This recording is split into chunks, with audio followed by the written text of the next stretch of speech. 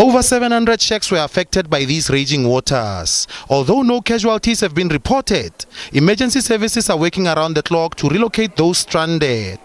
Locals say the informal settlement dwellers were previously warned about the floods. As community of Mamelodi, we must try to find a safe place for affected people living in the shacks. A place of safety. Our people did not listen. We've been warned. This is not a good place to stay. This place is dangerous. But then people stayed there. The army had to be called in Centurion to rescue patrons that were trapped in a local hotel.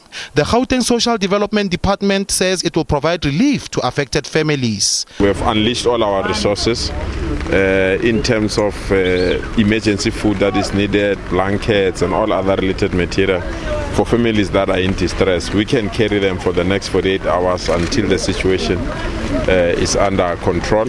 Our call center, our war room is flooded with calls around Centurion, Kagiso and some areas. So we are trying to spread all the resources. The full extent of the damage will be known when the water subsides. Offenses Timo, SABC News, Pretoria.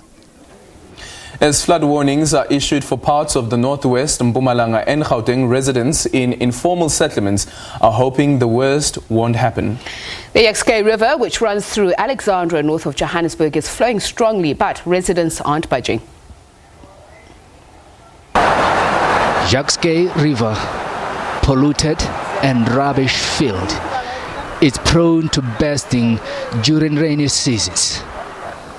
On its unstable banks lies Centurion informal settlement. Residents here are familiar with disasters during floods, and the first thing they do when they wake up is inspect if the banks aren't caving in. Yes, I do realize that I can be swept away at any time, even while I'm asleep, but I have nowhere else to go. Staying here is better than sleeping outside. We are poor. We don't have money to rent a place. We plead with the government to intervene and stop people who are evicting others from their homes. And for others, this is home. Living is the last option. But there is a dark history here. A 3-year-old baby and a pregnant woman were among 7 victims of the 2016 floods.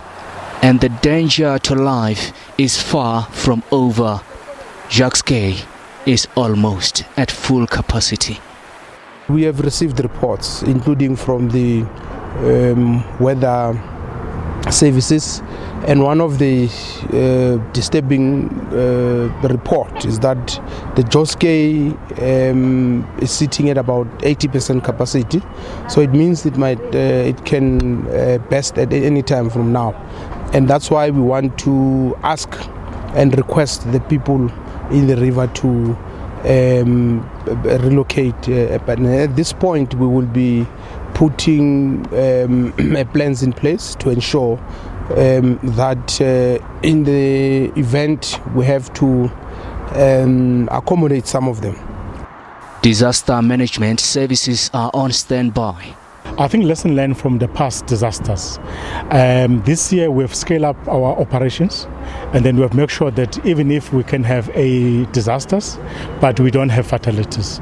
Even if we can have fatalities, but we're expecting that we must have less fatalities. But in this case, we don't have any fatalities. The South African Weather Service, I can confirm that we are expecting the improvement in terms of this weather as from Wednesday.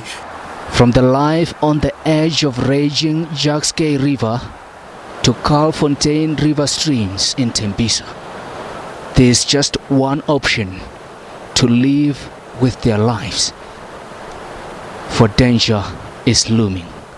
Mareketa Mtlabe, SABC News, Ivory Park, Tembisa.